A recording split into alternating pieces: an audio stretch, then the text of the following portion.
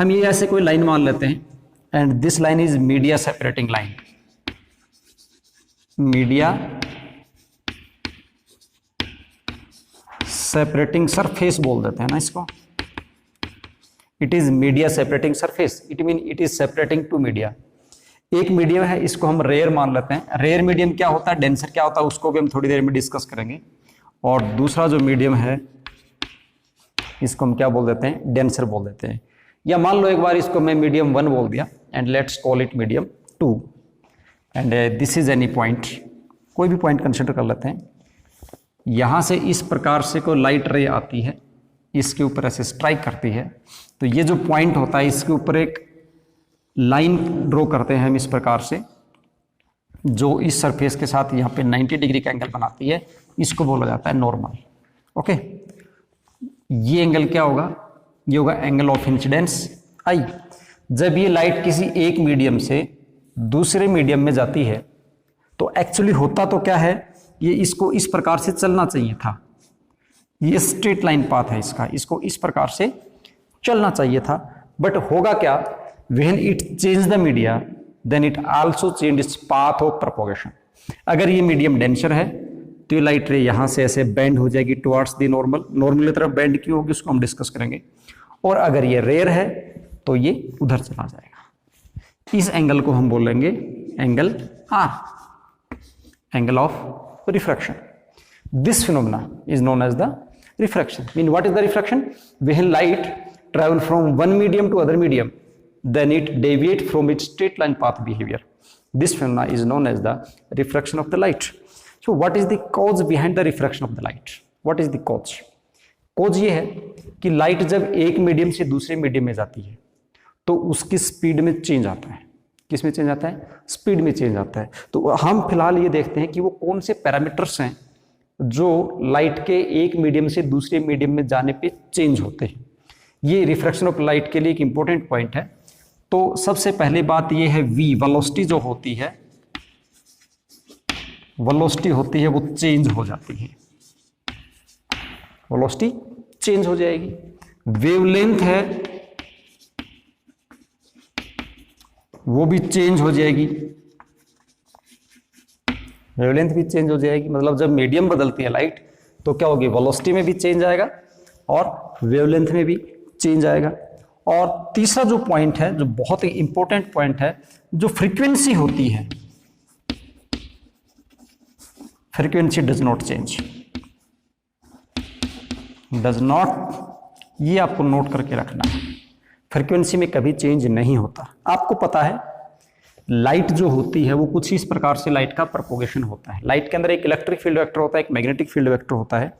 अगर electric field vector इस प्रकार से चल रहा है, let's consider this is the electric field vector, तो मैग्नेटिक फील्ड वेक्टर इसके परपेंडिकुलर होगा, तो मैग्नेटिक फील्ड वेक्टर ये जेड एक्सिस होगी।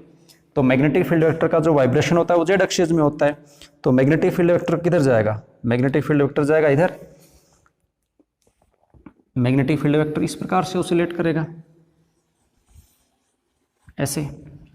इधर कौन है, इधर मैग्नेटिक फील्ड है, इधर कौन है, इलेक्ट्रिक फील्ड है, और ये प्रोपोगेशन है v। ठीक है, तो ये जो है ना इधर, ये क्या है, दिस इज इलेक्ट्रिक फील्ड, और ये है दिस इज मैग्नेटिक फील्ड, और इन दोनों के परपेंडिकुलर है एक्स एक्सिस, तो ये इसकी क्या है, वेलोसिटी है। तो लाइट इस प्रकार से प्रोपोगेट करती है। आप देख रहे हो इसमें ये अप गया और डाउन गया, यहाँ पे क्या करता है, ये अपनी इस प्रकार से ऑसिलेशन कर रहा है लगातार। इट मीन इसके पास कोई फ्रीक्वेंसी है। तो जो फ्रीक्वेंसी होती है वो इसकी इनहेरेंट प्रॉपर्टी होती है। फ्रीक्वेंसी क्या होती है, इनहेरेंट प्रॉपर्टी होती है। और ये लाइट की जो फ्रीक्वेंसी होती है डिपेंड करती है सोर्स के ऊपर, which type of source is emitting this light. So it's frequency depend on the nature of the source and it does not depend upon the media, nature of the media. Mean when light change its media, then its velocity is changed, wavelength is changed, but frequency does not change. Okay, this is very important point for this. Now हम ये देखते हैं, ये आपको basically पता होगा ना, इसके बारे में ज़्यादा आपको बता नहीं रहा हूँ कि जैसे ये इंसिडेंट रे होती है, ये नॉर्मल होती है, ये रिफ्रैक्टेड रे होती है, एंगल ऑफ इंसिडेंस है, ये क्या है, एंगल ऑफ रिफ्रैक्शन है, ठीक है। हम यहाँ से ये देखते हैं कि ये जो एंगल I है और एंगल R है, इनका अगर हम रेशो लें, हम क्या देखते हैं, अगर हम रेशो लेते हैं साइन I और साइन R का, तो ऑलवेज हमारे पास होता है constant, that is always equal to constant, and this is known as Snell's law.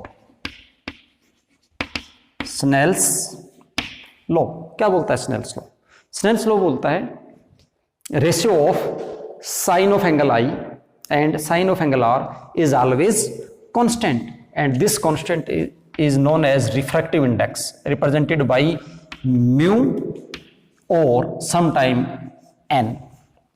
You can represent it by mu or by n. Okay, so this is the Snell's law. Snell's law क्या बोलता है? sin I by sin R is equal to mu और n होता है। अब यहां से हम एक बात और देखते हैं, अब हम डिफाइन करेंगे कि ये जो रिफ्रैक्टिव इंडेक्स है इसको क्या बोलते हैं? This term is known as refractive index। क्या बोलते हैं इसको? रिफ्रैक्टिव इंडेक्स बोलते हैं, और इसको एक्चुअली एब्सोल्यूट रिफ्रैक्टिव इंडेक्स कहा जाता है। एब्सोल्यूट रिफ्रैक्टिव इंडेक्स क्या बोला जाता है? एब्सोल्यूट रिफ्रैक्टिव इंडेक्स इसको कहा जाता है, ठीक है। अभी हम डिफाइन करते हैं रिफ्रैक्टिव इंडेक्स क्या है। तो पहला तो आप ऐसे भी डिफाइन कर सकते हो, it is the ratio of sine I and sine R is equal to refractive index. But हम अगर, क्योंकि लाइट है, light is travelling from this medium to this medium, let's consider it is the rare medium, it is the denser medium, so how we can define refractive index? Refractive index अगर मैं n से लिखता हूं तो यहां optics में समझ जाना रिफ्रैक्टिव इंडेक्स है, और अगर हम इसको म्यू लिखते हैं तो समझ जाना, जो आपको ज्यादा अच्छे लगे या जिसको आप आसानी से लिख पाओ, म्यू या n लिख सकते हो, डजेंट मैटर, आप n लिखते हो या म्यू लिखते हो। ओके, किसके बराबर होता है इसको हम डिफाइन करते हैं, it is the ratio of speed of light divided by the speed of light in medium, that is represented by V. Let's consider this rare medium is air or vacuum. It is the air or vacuum, or it is any medium. Let's consider it is water. Okay, so refractive index is equal to speed of light in air or vacuum. क्या बोला हमने? Refractive index is equal to ratio of speed of light in air or vacuum and speed of light in medium. अगर हम इसको V1 बोल दें, इसको V2 बोल दें, तो इसको हम लिख सकते हैं, ऐसे भी लिख सकते हैं V1 divided by V2। But अगर हम यहाँ पे एयर लिखते हैं तो फिर क्या लिखेंगे? C लिखेंगे। C क्या होता है? स्पीड ऑफ लाइट होती है। आप you know that C is equal to 3 × 10⁻⁸ metre per second. Okay, अब यहाँ से हम रिफ्रैक्टिव इंडेक्स के बारे में कुछ पॉइंट्स देखते हैं, और पॉइंट्स ये हैं, म्यू किन किन फैक्टर्स पे डिपेंड करता है, पहले ये देखते हैं। Mu depends on number 1 nature of medium, nature of medium, nature of medium पे कैसे? अगर यहां से आप देखें, पहले हम इसी को नेचर ऑफ मीडियम को ही डिस्कस कर लेते हैं। इफ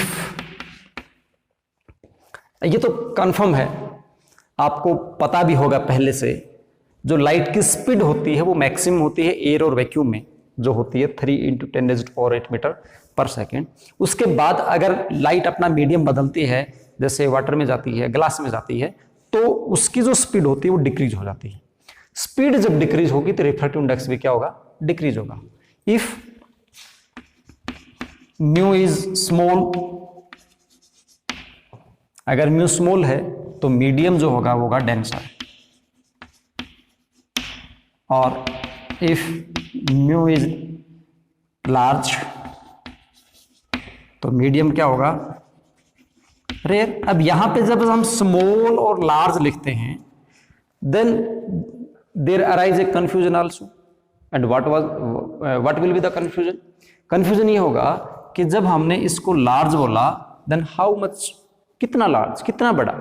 तो एक बात आप पहले से नोट कर लो, कि जो रिफ्रैक्टिव इंडेक्स होता है, एब्सोल्यूट रिफ्रैक्टिव इंडेक्स होता है, वो मैक्सिमम इक्वल टू 1 हो सकता है। Mu can't be greater than 1। क्यों नहीं हो सकता, इसको भी हम अभी डिस्कस करेंगे। म्यू ग्रेटर देन 1 नहीं हो सकता, इक्वल टू 1 हो सकता है, या फिर म्यू जो होता है वो ऑलवेज लेस देन 1 होता है। क्या होता है? Always less than 1। ठीक है, कैसे? अगर मैं एयर की बात करूंगा तो एयर के लिए जो v होता है वो लगभग c के बराबर होता है, c/c 1 आ जाएगा। ओके, उसके बाद आप जो भी मीडियम लोगे, हर मीडियम में जो लाइट की स्पीड होती है always less than the speed of light in air और vacuum. So if v is less than c then mu can less than 1। Okay, तो ये बात यहाँ पे होने वाली है। ठीक है, तो इस बात का आप ध्यान रखेंगे। अब हमने स्मॉल और लार्ज बोला है, तो स्मॉल और लार्ज का मतलब है we are comparing two media, we are comparing two media. अकेला कोई भी मीडियम होगा उसको आप रेयर और डेंस नहीं बता सकते, because for comparison at least we need two media. तो अगर अकेला कोई मीडियम आपके पास है, जैसे आपके पास वाटर बोल दिया, क्या बोल दिया आपको? वाटर बोल दिया, और आपसे कहा जाए बोलिए वाटर रेयर मीडियम है या डेंसर मीडियम है, तो ओनली वाटर है, then you can't say that water is rare medium और water is denser medium. But for the reference we can take another medium air and we compare the refractive index of water with air, so then we say that water is denser with respect to the air, water is denser with respect to air. It is not necessarily that always water is denser medium. How? If we compare water with glass, if we compare water with glass, then we note that speed of light of in water is large in comparison of speed of light in glass. So result क्या आएगा? Result क्या आएगा? Glass का refractive index क्या आएगा? ज्यादा आएगा, water का कम आएगा। वाटर का रिफ्रैक्टिव इंडेक्स कम आएगा तो इस केस में वाटर तो रेयर मीडियम हो गया और ग्लास कैसा मीडियम हो गया? Denser. It mean permanently no medium is rare and no medium is denser. It's purely depends on the comparison with which medium you are comparing. Okay, ये total उसी का point है। तो यहां से हमें पता चलता है कि रेयर मीडियम और डेंस मीडियम क्या होता है। एक पॉइंट आप क्लियर कट यहां से देख लो, जिस मीडियम में लाइट की स्पीड जितनी ज्यादा होगी, लाइट की स्पीड जितनी ज्यादा होगी वो मीडियम उतना ही रेयर होगा। मतलब हम बोल सकते हैं कि जो रिफ्रैक्टिव इंडेक्स है वो इनवर्सली प्रोपोर्शनल टू किसके? v। यहां से पता भी चल रहा है ना, c तो कांस्टेंट है, so mu inversely proportional to किसके है? v के है। ओके, ठीक है। तो हमने क्या बोला? नेचर ऑफ द मीडियम पे डिपेंड करता है म्यू। अगर मान लीजिए मीडियम डेंसर है तो म्यू क्या होगा? लार्ज होगा। मीडियम अगर रेयर है तो म्यू की वैल्यू क्या होगी? कम होगी। पॉइंट नंबर 2, जो रिफ्रैक्टिव इंडेक्स होता है वो इनवर्सली प्रोपोर्शनल टू होता है wavelength of light. Refractive index क्या होता है? लाइट की वेवलेंथ के इनवर्सली प्रोपोर्शनल है। इनवर्सली प्रोपोर्शनल है, इसका मतलब इसका हम एक ग्राफिकल वेरिएशन भी रिप्रेजेंट कर सकते हैं। और कैसे रिप्रेजेंट कर सकते हैं वो आप यहां से देखेंगे। ऐसे ग्राफ बना सकते हैं आप वेवलेंथ के साथ। ये वेवलेंथ है and this is the refractive index inversely proportional to wavelength. So inversely का ग्राफ आपके पास कुछ ऐसा आ जाएगा, लाइक दिस। ओके, ठीक है। So here we can say that refractive index inversely proportional to lambda. Third point, mu depends on temperature. Temperature पे भी डिपेंडेंट है। कैसे टेम्परेचर पे डिपेंडेंट है? अगर टेम्परेचर हाई होगा तो रिफ्रैक्टिव इंडेक्स क्या हो जाएगा? लो हो जाएगा। टेम्परेचर हाई होगा तो रिफ्रैक्टिव इंडेक्स क्या हो जाएगा? लो। कैसे हो जाएगा समझने की जरूरत है। ठीक है, हम क्या देखते हैं? रेयर मीडियम को और डेंसर मीडियम को let's understand on the basis of composition of the medium. Medium कैसे बना है? रेयर हम कब बोलेंगे? When it's constant particles, atoms और molecules are apart from each other. इस प्रकार से एक दूसरे से दूर दूर है, then this medium is rare. And if a medium whose particles, atoms और molecules are closer to each other, then that medium is denser. अगर पार्टिकल्स, या उसके एटम्स या मॉलिक्यूल्स जिससे वो मिलके बना है, एटम मॉलिक्यूल से वैसे बनता ही है ना, तो वो कोई बात नहीं है। तो मतलब उसके जो कांस्टेंट पार्टिकल्स हैं वो एक दूसरे के ज्यादा क्लोज हैं तो डेंसर है, दूर दूर है तो क्या है, रेयर मीडियम है। अब आप सोचिए टेम्परेचर क्या करता है। If we increase the temperature, if we increase the temperature, then the temperature increase its kinetic energy of the constant atoms, particle और द मॉलिक्यूल्स, और उसके कारण इनके बीच का जो सेपरेशन है वो थोड़ा सा इंक्रीज हो जाता है। जैसे एग्जांपल के रूप में आप for example if we hot the water, then water change into the vapours, so there is more space between the vapours in comparison of water. Okay, तो यहां से क्या हुआ, जब वो वेपर्स बने तो कैसे मीडियम बनाया उन्होंने, रेयर मीडियम बनाया, और जब वो क्या था, वाटर था, तो क्या कैसा मीडियम बनाया उसने, डेंसर मीडियम बनाया। इसी प्रकार से वाटर को जब आप कूल करते हो तो किसकी तरफ जाता है, आइस की तरफ जाता है, मॉलिक्यूल्स उसके एक जगह फिक्स हो जाते हैं, और उस दौरान फिर क्या होगा, जो वो ज्यादा डेंस होता चला जाएगा, डेंस होता है। किसी भी चीज को आप कूल करते हो, कूल करते हो क्या होता है, डेंस होता है, जब वो डेंस होगा तो मतलब क्या हो जाएगा, वो डेंसर मीडियम हो जाएगा। ठीक है, तो इस प्रकार से वो टेम्परेचर पे भी डिपेंडेंट है। ये कुछ इसके बारे में बेसिक बात थी। तो ये हमने किसके बारे में बताया, रिफ्रैक्टिव इंडेक्स का बताया, एब्सोल्यूट रिफ्रैक्टिव इंडेक्स में। यहां से हम एक बात और नोट करते हैं, it is the ratio of speed of light, speed of light in air and speed of light in medium. So it is the ratio of speed of light, so it has no unit, no unit, and no unit mean we can say that it is dimensionless, dimensionless, it is dimensionless, इसकी कोई dimension नहीं होती, मतलब इसकी कोई unit नहीं होती। अब रिफ्रैक्टिव इंडेक्स जैसे हमने कंपैरिजन किया था अभी वाटर का और ग्लास का, इस प्रकार से अगर हम दो मीडियम के रिफ्रैक्टिव इंडेक्स को कंपेयर करते हैं, तो दो मीडियम के रिफ्रैक्टिव इंडेक्स को जब हम कंपेयर करेंगे तो हमारे पास जो रिफ्रैक्टिव इंडेक्स आएगा that is known as relative refractive index, relative refractive index. Relative refractive index जो होता है वो दो मीडियम के रिफ्रैक्टिव इंडेक्स को कंपेयर करता है। जैसे मान लो इसको मैं मीडियम 1 मान लेता हूं, इसको मैं रेयर मीडियम नहीं मानता हूं, इसको मीडियम 1 मान लेता हूं, इसको मीडियम नंबर 2 मान लेता हूं, इसको डेंसर में नहीं मान रहा। इसका जो रिफ्रैक्टिव इंडेक्स है वो μ1 है, इसका जो रिफ्रैक्टिव इंडेक्स है वो क्या है, μ2 है।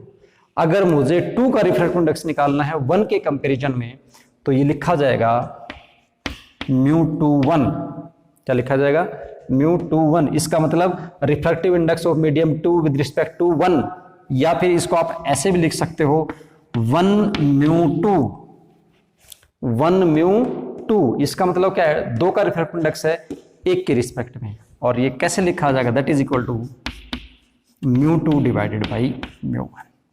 किसके बराबर होगा, μ2 डिवाइडेड बाई μ1। अब ये साइन आई है, ये साइन आर है, इसको आई बोल देंगे साइन का, इसको साइन का आर बोल देंगे। तो स्नेल्स लॉ के अकॉर्डिंग ऐसे भी लिखा जा सकता है, ये sine I divided by sine R, sine I divided by sine R. ठीक है, ये इस प्रकार से हो गया। अब यहां से हम क्या देखते हैं, अगर इस क्रॉस मल्टीप्लाई करें तो इसको ऐसे लिख सकते हैं हम, μ2 sine r is equal to μ1 sine i. Cross multiply करके हम ऐसे भी लिख देंगे, ठीक है ना। तो यहां से हम एक जनरल सी बात नोट कर रहे हैं, μ2 और साइन आर का जो प्रोडक्ट है, एक बात और देखना आप, μ2 और साइन आर का जो प्रोडक्ट है वो μ1 और साइन आई के प्रोडक्ट के इक्वल है।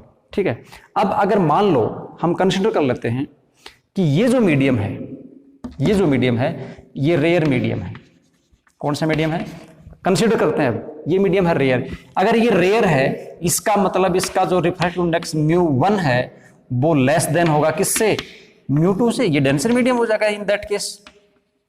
If this is denser medium and this is rare medium, then μ1 is less than μ2।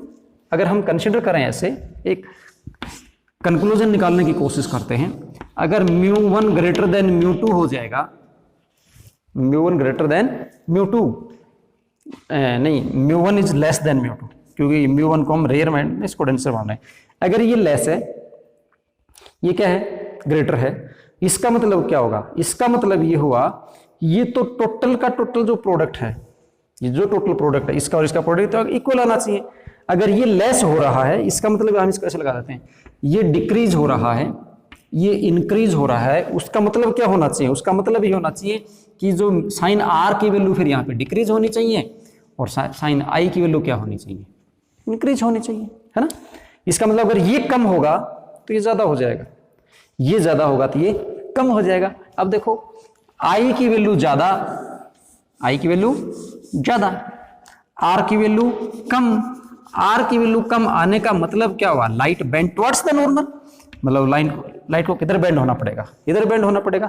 अगर मैं इसका रिवर्स कर दूं, इसको डेंसर मीडियम बना दूं, इसको रेयर मीडियम बना दूं, if we make it denser medium, it mean if our angle of incidence is in denser medium, then in that case ये डिक्रीज होगा तो ये इंक्रीज होगा, ये इंक्रीज हुआ तो ये क्या होगा? डिक्रीज होगा। तो इन दैट केस आई जो है वो लेस देन किससे होगा? आर। और आई लेस देन आर होने का मतलब है, जैसे इसको आप इंसिडेंट मानोगे ऐसे, तो ये दूर होगा तो लाइट क्या होगी? Bend away from the normal. ठीक है, तो ये बात भी आप यहां से समझ सकते हैं। दूसरी बात, आपके पास एक रीजन ये भी हो सकता है, क्वेश्चन ये पूछ भी सकता है कि लाइट बेंड क्यों हो जाती है? तो बेंड इसलिए हो जाती है because light enter from rare medium to denser medium, then in denser medium speed of light decreases, और लाइट की स्पीड अगर डिक्रीज होगी तो बेंड हो जाएगी अपने ओरिजिनल पाथ से। अगर डिक्रीज होगी तो नॉर्मल की तरफ आ जाएगी, इंक्रीज होगी तो वो नॉर्मल से दूर चली जाएगी। ओके, ठीक है। तो ये तो था हमारे पास रिफ्रैक्शन के बारे में बेसिक था और स्नेल्स लॉ के बारे में था। अब नेक्स्ट जो है वो हम पढ़ने वाले हैं real depth and apparent depth. Real depth and apparent depth का मतलब ये होगा कि मान लीजिए आप किसी तालाब के किनारे खड़े हैं या कोई लेक है, पौंड है, उसके बैंक के ऊपर आप खड़े हैं और वहां से आप किसी फिश को देख रहे हैं, तो वो फिश आपको क्या अपने रियल डेप्थ के ऊपर दिखती है? मतलब वो जितनी एक्चुअल गहराई में है क्या उतनी गहराई में दिखाई देगी या उससे कोई अलग गहराई उसकी होगी? वो हम यहाँ पे इसमें देखने वाले हैं।